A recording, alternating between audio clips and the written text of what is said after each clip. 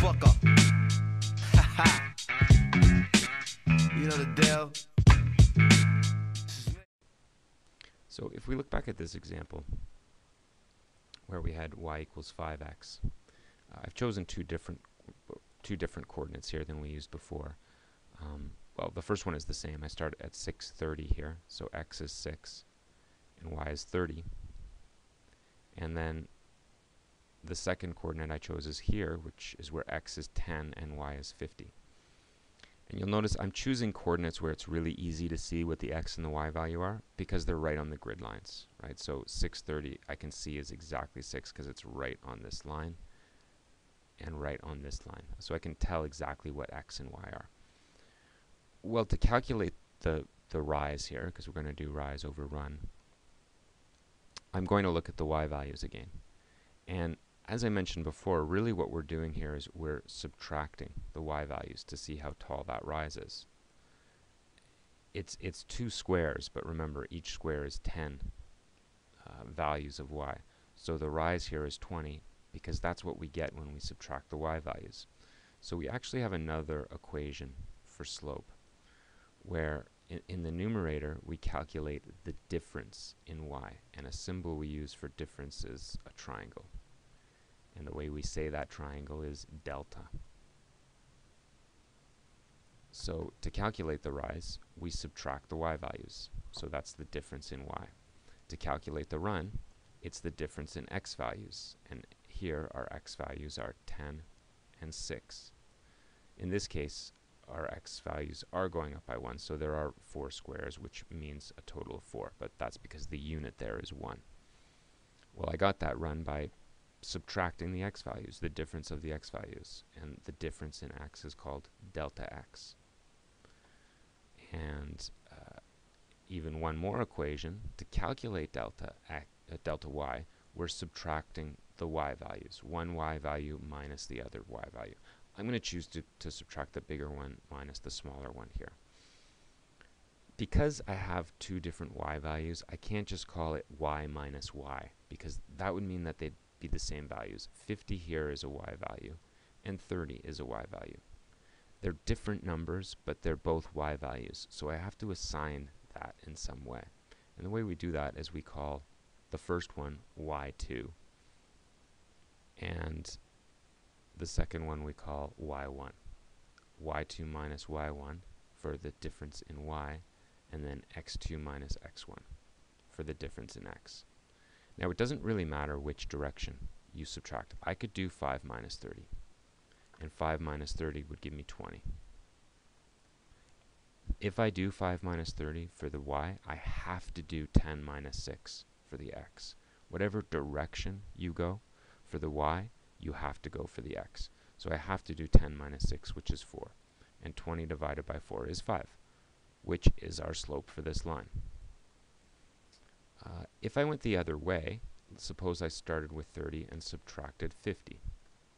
Well, 30 minus 50 is negative 20. Then I have to go the same direction for x. I have to start with 6 and subtract 10. And 6 minus 10 is negative 4. Negative 20 divided by negative 4 is still positive 5. So you can see it doesn't matter which way we do it. In this case, I'll start with the bigger one first. So we do 50 minus 30, because those are the two y values, over 10 minus 6, which, once again, we get 20 over 4, which is 5. So these are all equations to calculate the slope. In analytic geometry, this is the one that's most often used. Y2 minus y1 over x2 minus x1. So we're just going to do a couple of examples of calculating slope using that equation. Suppose all we know about our line are two of its points. And so I've drawn these 2 points here. Well, if we look at the coordinates for those points, for the first one, the x value is 2, because our x's are counting in 1, so the x value there is 2. And our y value, though, the grid lines there are counting in 2s, so our y value is 4. For the second coordinate, our x value is 6 and our y value is 8. Well, if I want to calculate the slope between these two lines, between these 2 points, I need to use the coordinates, and I need to use the x and the y value. And as we saw with the last example, we subtract the y values to get the rise, and we subtract the x values to get the run.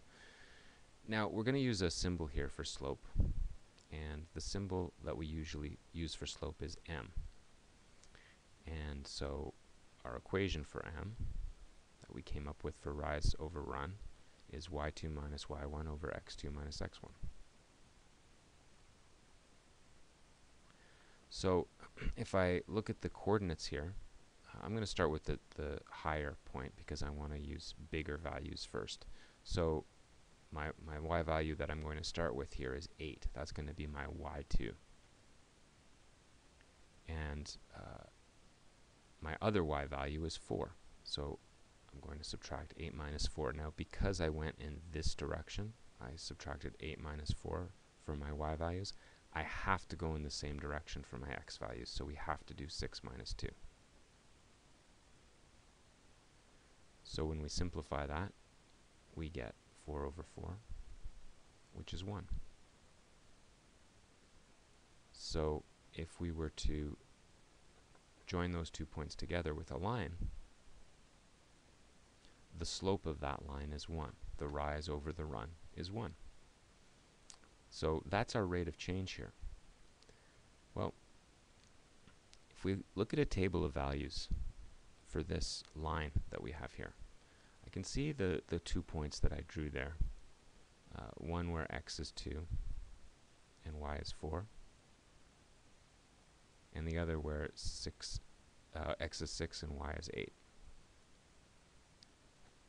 Well, what you probably recognize here is when I join these 2 points together with a line, it's a partial variation because it doesn't go through the origin. It looks like when x equals 0, here y equals 2. So that 2 is our initial value. So our m here, our slope, the number that we times x by is 1, and our initial value is 2. Which means if we had to write an equation of this line, it would be y equals 1 times x plus 2.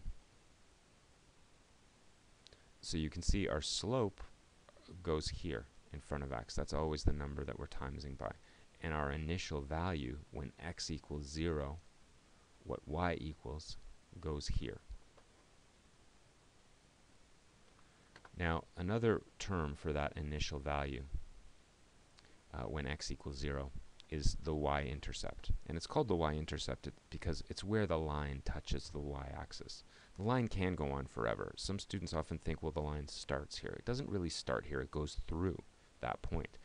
But that point is where the y-axis is. And the y value of that coordinate is 2. The x value on the y-axis is always 0. So another word, another term for that starting value is y-intercept, and in this case our y-intercept is 2, and the letter that we use for the y-intercept is b. So this value here is called b, also known as our y-intercept. So I just want to do a quick review of what we've talked about so far. So what we've been talking about are linear relations, what we talked about in the last unit, and in linear relations, the equations are often written like this. So with the example where we're driving in a taxi, and the taxi charges $2 per kilometer, but $3 when you first get in the cab. Well, the equation for that would be y equals 2x plus 3. Your initial value is 3, and your rate of change is 2. Well, now we're using some slightly different terms. Instead of rate of change, it's called slope. That's our m there. And instead of initial value, it's called y-intercept. And it's called the y-intercept because it's where it touches the y-axis. It's the coordinate where x equals 0, what the y value is where x equals 0. And it's important to remember that in this equation, the x and the y, they represent coordinates. And on a line, there are infinite coordinates. We can have all sorts of different ordered pairs. And that's why we have to leave it as x and y.